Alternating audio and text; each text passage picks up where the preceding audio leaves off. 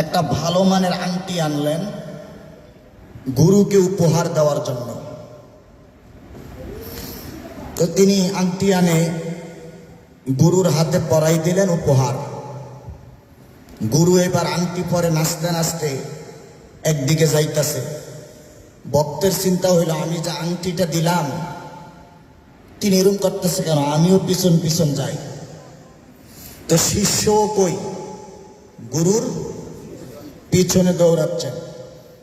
কিছুক্ষণ পরে দেখা গেল এই আংটিটা গুরুয়ে রাস্তার একটা ভিক্ষুককে পরাই দিছেন।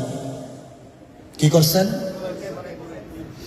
এখন শিষ্য তো মাথা গরম, আমি কত শখ করে এত দামি একটা সোনার আংটি দিলাম, আর তিনি একটা অযোগ্য একটা ফকিরকে কি করলেন, দান করে দিলেন। শুধু মনে মনে এটা ভাবছে, মনে মনে কি।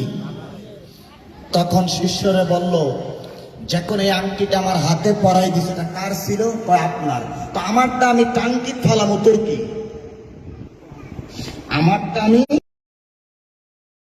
দেখি আমাদের ভিতরে এই জবানায় অনেক ভক্তরা অনেক কিছু আইন না বাজানে খাইছিনি, আর আমি খামু নাই ফালাই দেবো, এটা আমার ব্যক্তিগত বিষয়, এটা তো কারো বলার অধীন। আমার মন চাইলে খাইতেও পারি, না মন চাইলে কি আবার একটা ফালাই দিতেও পারি। আমার জীবনে অনেক কিছু ফালাই দিছে, অনেক কিছু কুত্তারে খাওয়াইছি, এটি যারা আমার সাথে চলে তারা জানে। অনেক কিছু মাছেরে খাওয়াইছি। তাহলে এই জমানায় যে কি এক জমানায় আইসি পৃথিবীতে, দিয়া পাহারা দেয়, মানে কিছু দিয়া কি দেয়, খাইছেনি। এটা কি একটা ভক্তের রুলস? এটা কি সিস্টেম? কিন্তু আমরা এই জিনিসটারে কার হাতে, মানে আমার হাতে দিলে মনে করছে যে হ্যাঁ বড় ভক্ত হয়ে গেছে না। অথচ ভক্তদের মধ্যে এমন ভক্ত আছে তাই কিছু আনতে পারে না, কিন্তু তুই একটা মন নিয়ে আইছে। ওইটা বড় না দুনিয়ার খাদ্যটা বড়? কিন্তু এই জন্য মন নিয়ে আসার দরকার, কিছু আনার দরকার নাই। কিন্তু আমরা মন আনতে পারি না, টাকা দিয়ে কিছু কিনে আনতে পারি। আনার দরকার কি? মন। কিন্তু মনটা আমরা সঁপে দিতে পারি না। দয়াল নবীজি দুনিয়ার যদি হায়াতে মোবারকা 63 বছর হয়, কত বছর? খাসাইসুল কুবরার মধ্যে কত হাজার? 63 বছরে কত হাজার? আর এই জবানায় বা আরো বহু পূর্বের জবানায় যারা আউলিয়ায়ে কেরাম ছিলেন, তাদের কেরামত এমনও হয় বইয়ের লেখা শেষ করা যায়। তাহলে বোঝা গেল নবীজির 27,000 মুজিজা, অনেক ওলিদের অগণিত মুজিজা, যা বর্ণনা করে শেষ করা যায় না। এর কারণ কি? কারণ নবীজি বলতেন, আমি আমার অলৌকিক, আমি আমার মুজিজাকে কম খরচ করেছি, শেষ জবানায় যারা বেলায়েতের অধিকারী হবে তাদের মাধ্যমে বাকি মুজিজা কেরামত হিসাবে প্রকাশ হবে। এগুলা কার? দয়াল নবীজি। কারণই তো তিনি তিনার কিছু কিছু গোলাম দিয়ে এগুলা প্রকাশ করায়। এগুলা কি করে? প্রকাশ করায়। যেমন আমি বহু জায়গায় এটা বলি, অনেক ইতিহাস আছে এই বিষয় নিয়ে। এই কথাটা অনেকবার বলছি, আবারও বলে দেই। দয়াল নবীজির চাচী উম্মুল ফজল, যিনি হযরতে আব্বাস রাদিয়াল্লাহু তাআলা আনহুর স্ত্রী, এই দুইজনে মিলে হযরতে আব্বাস নবীর বিরুদ্ধে যুদ্ধ করতে যাবে। কার বিরুদ্ধে? তো যুদ্ধ যেতে হলে যুদ্ধের খরচ দিতে হয়। যারা কাফের ছিলেন তারা যুদ্ধের কি দিতে হইতো। আর সেই যুদ্ধের মূল লিডার ছিল আবু সুফিয়ান, যিনি মুয়াবিয়ার বাবা। নবীর বিরুদ্ধের মূল নায়ক কে ছিল? আবু সুফিয়ান। তো আবু সুফিয়ান এর যুদ্ধে যাওয়ার জন্য আব্বাস রাদিয়াল্লাহু তাআলা আনহু তখন ঈমান আনেন নাই, তিনিও আবু সুফিয়ানের কাছে যুদ্ধের খরচ দিয়েছেন। আর রাত্রে অন্ধকারে হযরতে আব্বাস রাদিয়াল্লাহু তাআলা আনহু ওনার স্ত্রী উম্মে ফজল দুইজনে মিল্লা গোপনে ঘরের দরজার নিচে গর্ত করে ৮০,০০০ উকিয়া লুকাইছে। কত হাজার? বর্তমান জমানায় কয়েক কোটি টাকা হবে। লুকাই দিয়া, আপনাকে বুঝতে পারতেছেন, লুকাই দিয়া স্ত্রীকে বললেন, আমি এই টাকাগুলো এই জায়গায় লুকিয়ে গেলাম, আমি যদি মোহাম্মদের বিরুদ্ধে যুদ্ধ করে মরে যাই, এটি আমার সন্তানের খরচ। কার খরচ? এগুলা দিয়া আমার সন্তানকে লেখাপড়া করাই বাবা, তাদেরকে দিয়া দিবা। তাহলে আব্বাস এরকম জানছেন যে হতে পারে মোহাম্মদের বিরুদ্ধে গেলে আমি মরাও যেতে পারি। এই যে ৮০,০০০ উকিয়া লুকাইছে, এটা কি কেউ দেখছে? দেখছেন কি? আল্লাহ। আর ওরা দুইজনে, উম্মুল ফজল আর আব্বাস। পরের দিন আব্বাস যুদ্ধে চলে গেলেন। এক পর্যায়ে যুদ্ধ করতে করতে, সে যুদ্ধটা ছিল বদরের যুদ্ধ। কিসের যুদ্ধ? এই যে আমরা ১৭ই রমজান অনুষ্ঠান করছি না, এই বদরের যুদ্ধের উপলক্ষেই কি করছি, অনুষ্ঠানটা হয়েছে। তো এক পর্যায়ে হযরত আব্বাস বন্দী হয়ে যায় মুসলমান সেনাদের কাছে। কোন সেনাদের কাছে? তো আব্বাসের গায়ের যে জামা ছিলেন, এই জামার বুতাম ছিল সোনা, মানে স্বর্ণ। কিসের ছিল? স্বর্ণ ছিল। তো যুদ্ধের নিয়ম হচ্ছে, মুসলমানদের যুদ্ধের নিয়ম, যে যাকে বন্দী করবে তিনার সাথে যে মালামাল পাইব, এটি তার জন্য গনিমত, এটি তিনি পাওয়ার যোগ্য। তো নবীজির একজন সাহাবী হযরতে আব্বাস বন্দী হওয়ার পরে গায়ের সোনার বুতামগুলো খুলতে শুরু করলেন। ভাবছেন হযরত আব্বাস তো বন্দী, সোনার বুতামগুলো খুলে নিলে আমি অনেক টাকা বিক্রি করতে। তিনি কিন্তু নবীর সাহাবা, নবীর কি। যখন গায়ে হাত দেয়, হযরত আব্বাস একটা চিৎকার দিয়ে বললেন, সাবধান, আমার গায়ে হাত দিবা না। নবীজি দূর থেকে চাচার কণ্ঠের আওয়াজ পাইছেন। যদিও কাফের হয়, নবীর চাচা, মায়া তো লাগে। চিন্তা করলেন, আমার চাচা চিৎকার দিল কেন? তখন নবী দৌড়ে আসলে বলেন, চাচা আপনার কি হয়েছে? আপনাকে কেউ মারছে? না বাতিজা, আমাকে কেউ মারে না। তুমি এখানে আমার বন্দি করছো, ঠিক আছে, তোমার সেনারা, কিন্তু তিনি আমার গায়ের বুতামগুলো খুলতে শুরু করছেন। তখন নবীজি বললেন, চাচা, এটা আমাদের মুসলমানদের নীতি, যদি কোনো কাফেরকে বন্দি করা হয়, তার যত সম্পদ আছে ওই তিনি এগুলা কি করে, পেয়ে যায় এবং ভোগ করে। তখন আব্বাস বললেন, তিনি তো আমারে বন্দি করে নাই, তিনি কেন নিবে? কত আপনারে বন্দি করছে কে? খোদার কসম ভাতিজা, আমারে যিনি বন্দি করছে আমি তার জীবনও দেখি না। নবীজি খুব, জীবনে দেখেন না। তার কালার কিরূপ? তার মাথায় ছিল সবুজ পাগড়ি, তিনার গায়ে ছিল সবুজ জামা, এবং তিনার একটি ঘোড়া ছিল। ঘোড়াটি দেখুন দৌড় দেয়, ঘোড়ার থেকে একটি আওয়াজ আসতো, হায়জম হায়জম হায়জম। নবী বললেন, বাতি চাচা, আমি বুঝতে পেরেছি আপনাকে কে বন্দি করছে। আপনার দুনিয়ার কোনো মানুষ বন্দি করে নাই, আপনাকে স্বয়ং আল্লাহর ফেরেশতা জিবরাইল বন্দি করছে। কারণ বদরের যুদ্ধতে প্রায় ৩,০০০ ফেরেশতা সাহাবীর রূপ ধইরা নবীর পক্ষে যুদ্ধ করছে। তো আব্বাস বন্দি হয়েছে কার কাছে? জিবরিলের কাছে। তাহলে গনিমতের মাল পাইব কে? জিবরাইল। কি এগুলো দরকার আছে? দরকার নাই। তখন নবীজি বললেন, হ্যাঁ, গায়ের গোতাম খুলল না, একটা আইন করে দাও। ওই যুদ্ধের মধ্যে আব্বাসও বন্দী হয়েছে, আব্বাসের একটা ছেলেও কি হয়েছে, বন্দী হয়েছে, এবং নবীর জামাইও আছিল একটা। নবীর জামাই নবীর বিরুদ্ধে যুদ্ধ করতে আইছে, ওইটাও কি হয়েছে, বন্দী হয়েছে। এর মধ্যে আরো বিষয় আছে। আমাদের মধ্যে একটা ভুল তত্ত্ব কিয়ামত পর্যন্ত সরাই গেছে, নবীজির মেয়ে। কিন্তু আমরা গবেষণা করলে দেখি নবীজির মূল মেয়ে হচ্ছে একজন। কয়জন? তিনি খাতুনে জান্নাত মা ফাতেমা জাহরা রাদিয়াল্লাহু তাআলা আনহা। এই একজনে খাদিজার পেট মুবারকে পৃথিবীতে আগমন করছেন। আর বাকিগুলো হলো সব হচ্ছে পালক, সব কি। কিন্তু হুজুররা আজীবন উম্মে কুলসুম কত কিছু নবীজির মেয়ে কইয়া কি আঙ্গুর কাছে ডেলিভারি দিছেন। কি দিছেন? ডেলিভারি দিছেন আঙ্গুরে। হ্যাঁ, নিজেও জানে না ঘটনা কি, কারণ এতটুকু হাতায় না। এখন এই জবানায় ডিজিটাল জবানা, কিছু কইলে ফোলা মানে গুগলে সার্চ দেয়, তো সার্চ দিয়ে খুঁজা কি করে পাইয়ালায়। তাহলে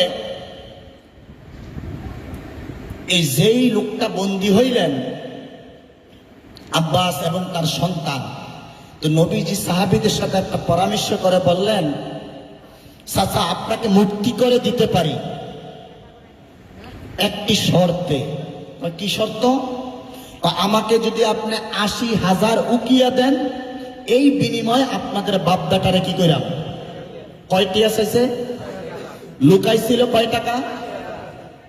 দেখেন নবী কি বেশি চাইছে না কম চাইছে? যা লুকাইছে। আব্বাস তো আশ্চর্য হয়ে গেলেন। আব্বাস বলেন, ভাতিজা, যুদ্ধে আসার আগে আমি আমার আবু সুফিয়ানকে আমি অনেক অর্থ দিয়েছি তোমার বিরুদ্ধে যুদ্ধ করার জন্য রে ভাতিজা। এই ছাড়া আমার কাছে আর কোনো টাকা নাই, আমি তোমাকে কইতে টাকা দেব। নবীজি বলেন, চাচা যান, আমি বেশিও চাই না কমও চাই না।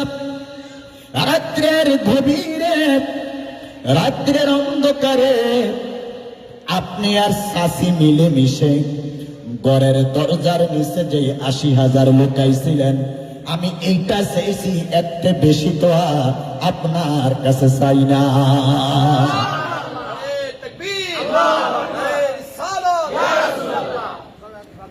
দেখেন নবী কত চেয়েছেন, লুকাইছে কত? 80,000। এটা কি গায়েব না? এটা কি?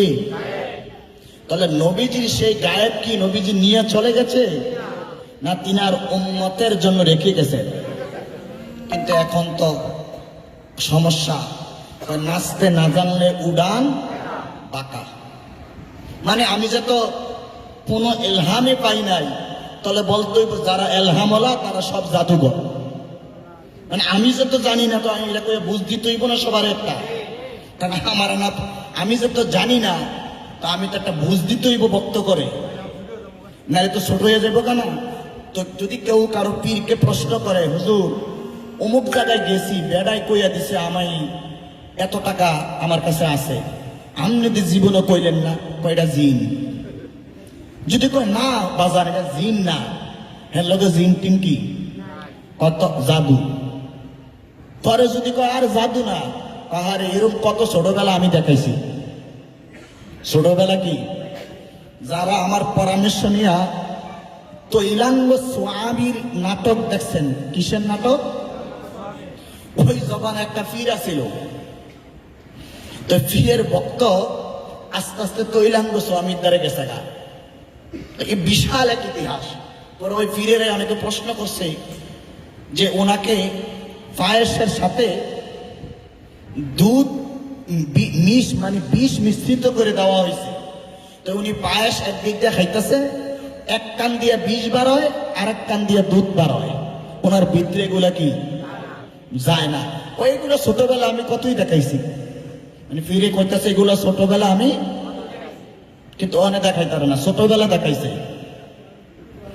এই এখন আমাদের অবস্থা। এই জবানায় আগের জবানার মতো বক্তও নাই, আর আগের জবানার মতো কামেলও হওয়া যায় না। কেমন হবে? এই জবানার বক্তরা আরেক রকম হয়ে গেছে গা। তাদের মধ্যে আমিত্ব, তাদের ভিতরে অহংকার, তাদের ভিতরে দুনিয়ার লোভ, নারীর লোভ, টাকার লোভ, বাড়ির লোক, সব কিছু লোক। এই লোভ করতে করতে আমাদের জিন্দেগি কি শেষ হয়ে গেল, জীবনে আর কোনো কাজ করতে পারলাম না। তাহলে আমি কেন বুঝাইতেছিলাম যে নবীজি এরকম, নবীজির মোজাজা প্রকাশ হয়েছে কত হাজার, কিন্তু মোজাজা ছিল অগণিত, অনেকগুলো প্রকাশ কি হয় না। এই বিষয় নিয়ে যদি আমরা বলি, নবীর এই গোলাম দিয়া নবীজি প্রতিদিনে যেই মোজাজাগুলা প্রকাশ করায়, যদি হিসাব করা হয় তো কত কোটি হইব।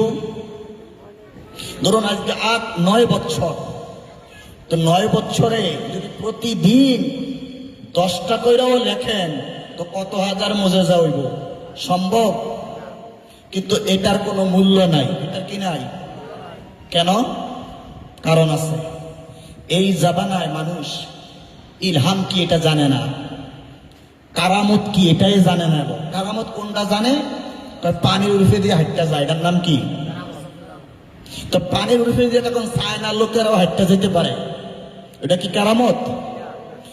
চায়নাতে একটা জোতা আবিষ্কার করছে, কি এই জোতা যেই কেউ লোক পরবে নদীর উর্ফে দিয়ে হাঁটতে যাইবে না, ডুবতো না, তো এটাও তো কারামত। এখন যদি কেউ এটা দেখায়, চায়নাওয়ালা কইব হ্যাঁ জীবন ওলি না, এটা আঙ্গুর থেকে নিছে।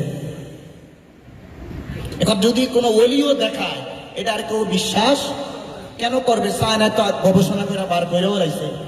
তো সবাই মনে করবো, বিজ্ঞানিকরা যারা বর্তমান জমানার বিজ্ঞানী, তারা বলবো এই নিশ্চয় এটা কোনো চায়নার থেকে জুতা অর্ডার দিয়ে আইনা দেখাইছে। তারা কি কারামত স্বীকার করবো?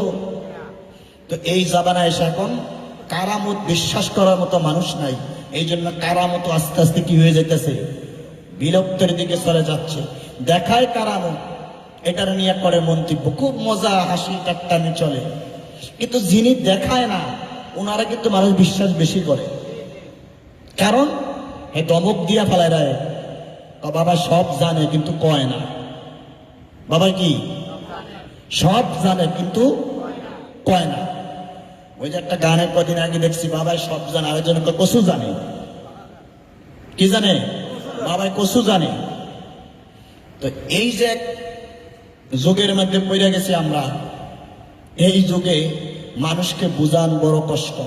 মানুষ জীব জন্তুর থেকেও তার হৃদয় এখন খারাপ হয়ে গেছে। এখন অবস্থা খুব খারাপ। মানে আল্লাহ কোরআনে কইছে, লা তারফাউ আসওয়াতাকুম ফাওকা সাউতিন নাবিয়্যি, যে নবীজির কণ্ঠস্বরের উপরে তোমাদের আওয়াজ যেমন না হয়। এটা কোরআনের সূরা হুজুরাতের মধ্যেই আছে। এই আয়াতটা এখনো মদিনা শরীফে লেখা আছে যে ইয়া আইয়ুহাল্লাযীনা আমানু লা তারফাউ আসওয়াতাকুম ফাওকা সাউতিন নাবিয়্যি। সাউত মানে আওয়াজ, ফাওকা মানে উপরে। তো ফাওকা সাউতিন নাবিয়্যি, নবীর উপরে যেমন তোমাদের কণ্ঠের আওয়াজ না আসে। তো আমি সারাদিন মানুষ দেখার পরে একটু রুমে যে বইলাম, দেখলাম যে কত রকমের কথা, আর এক একজনে কেউ সেতা, কেউ ঠান্ডা, কেউ গরম, বিভিন্ন জনে বিভিন্ন কথা চলতেছে। অথচ হ্যাঁ জ্বালা একটু নিরিবিলি বইতেও পারছি না। তাহলে নবীজি আজ থেকে 1500 বছর আগে এ আয়াত দিয়া গেছেন, ফাওকা সাউতিন নাবিয়্যি, নবীর কণ্ঠের উপরে, নবীর কানে যেমন তোমাদের চেঁচামেচি আওয়াজ না যায়। তাহলে যদি যায় কি হবে? এরপরের আয়াতে আছে, ওয়ালা তাজহারু লাহু বিল কওলি কাজাহরি বা'দিকুম লিবা'দিন আন তাহবাতা আমালুকুম ওয়া আনতুম লা তাশউরুন। যদি তোমাদের কথার কারণে তিনার কোনো ব্যাঘাত ঘটে, তাহলে ওয়ালা তাজহারু লাহু বিল কওলি কাজাহরি বা'দিকুম লিবা'দিন আন তাহবাতা আমালুকুম, তুমি প্রকাশে যে আমল করছ এবং গোপনে যে আমল করছ, ওয়া আনতুম লা তাশউরুন, এগুলা সব ধ্বংস হয়ে যাবে। ওয়া আনতুম লা তাশউরুন, তুমি টেরও পাইবা না। তাহলে আমাদের আমল যাহা করছি, প্রকাশে যা করছি, এগুলা ক্যান্সেল হয়ে যাবে। কিন্তু আমি জানতো কি, জানলে না ক্ষমা চাইতাম, আল্লাহ বলতেছে আনতুম লা তাশউরুন, তুমি টের পাইবা না কোন দিয়ে তোমার আমল কি হয়েছে। তাহলে দরবারে আইলাম যে নিজের শুধরাইবার জন্য, কিন্তু আইয়া আরো নিজের আমল কি করে দিলাম। আইসি পাপগুলা কমাইয়া নিজের রোগদারে কি কর, বা নিজের অভাবকে দূর করার জন্য, নিজের বিপদকে দূর করার জন্য মানে উল্টা আরো পাপ হইয়া যায়। এই জন্য দরবারে আসলে কেউ পাপ নেয়, কেউ পাপ মোচন হয়। কেউ কি করে পাপ নেয়, আবার কেউ পাপ মোচন করে। তো কিছু লোক আছে, ধরুন না একটা পেট ব্যথা নিয়ে আসলো, হ্যাঁ বাড়িতে যাওয়ার পরে পেট ব্যথা আরো বাইরে গেছে, হ্যাঁ বাইজিয়া গালি গালাস, বন্ডার কাছে গেছিলাম আমার পেট ব্যথা আরো কি হয়েছে। কিন্তু সে নিজের একবার প্রশ্ন করুক এখানে আইয়া কি করছে। নিশ্চয় সে এখানে আইয়া বেয়াদুপি, এটা তেও জানে না তার কোন দিয়ে কি হয়ে গেছে। পরে বাইজিয়ে শুরু হয়েছে ঝামেলা। এখন দোষ কি আমার না তার কর্মের দোষ? তো নিজের কর্মকে কেউ দোষ দিতে চায় না। কেউ দেয় দয়ালের দোষ, কেউ দেয় অদৃশ্য আল্লাহর দোষ। বিভিন্ন মানুষকে বিভিন্ন মানুষ দোষ দেয়, কিন্তু এটাই তো ছিল না। অথচ আল্লাহ বলছেন যাহারাল ফাসাদু ফিল বাররি ওয়াল বাহরি বিমা কাসাবাত আইদিন নাস, জলে স্থলে যত রকমের বিপদ সব তোমার নিজের কৃতকর্মের কামাই। কার কামাই? আমি এখানে বসে এটা আমার কর্মের কামাই, আপনারা নিচে বসেন এটা আপনাদের নিজের কর্মের কামাই।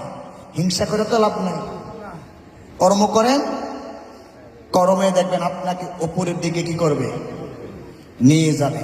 কিন্তু এই কর্ম মানে টিপাটিপি না, উড়াবো আনা। কর্মের অনেক প্রকারভেদ আছে, কিন্তু আমরা কর্ম করতে রাজি না।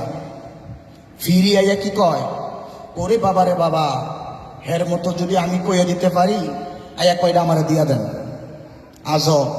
কিন্তু যেই বেড়ায় কইতাছে এই বেড়ার কত বছর সাধন করছে। একদিন জিজ্ঞাস করলাম না যে দয়াল আপনি কত বছর সাধন কইরা এটা পাইছেন? এটা নাই, আইয়ে কইতাছে তাড়াতাড়ি আমার সহ্য হয় না, আমার কিছু কইরা দেন। যদি জিজ্ঞাস করতো যে আপনার কত বছর লাগছে, তখন দৌড় দিল যে বাবারে বাবা এখন থাও না, আর যাইতো না। এটা না জিঙ্গি এখন তৈয়ারটা জিঙ্গায়। সবাই এটা সবার বেলা হয় এরকম। আমিও আমার গুরুর বাড়ি কইতাম মনে মনে, এই বেটার তো ক্ষমতা আছে, এত ঘুরাই কি আর আমারে, এই বেটা একটা গুতা দিলে তো হয়ে যায়।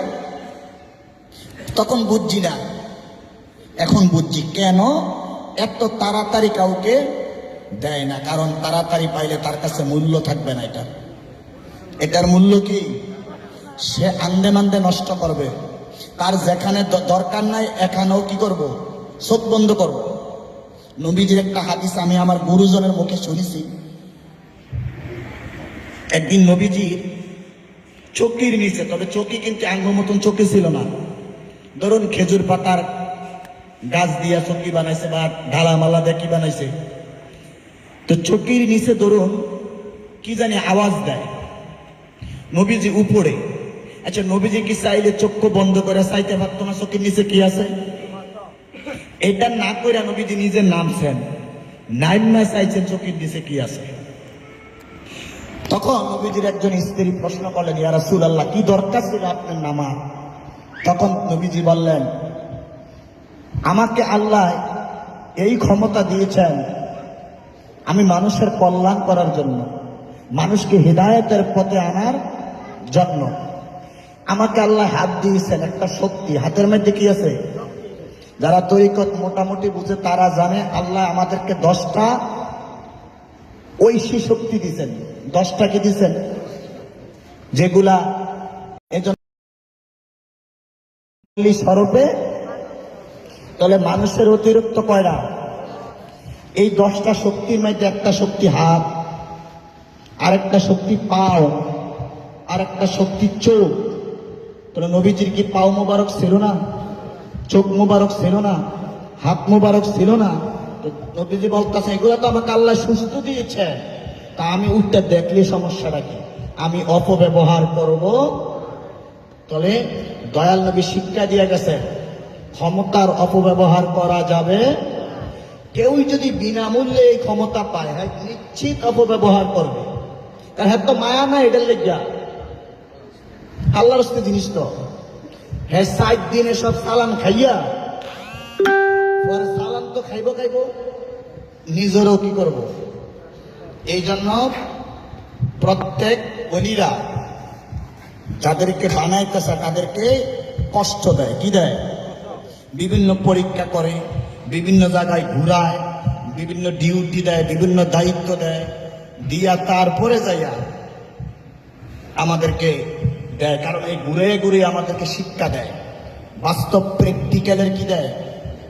শিক্ষা দেয়।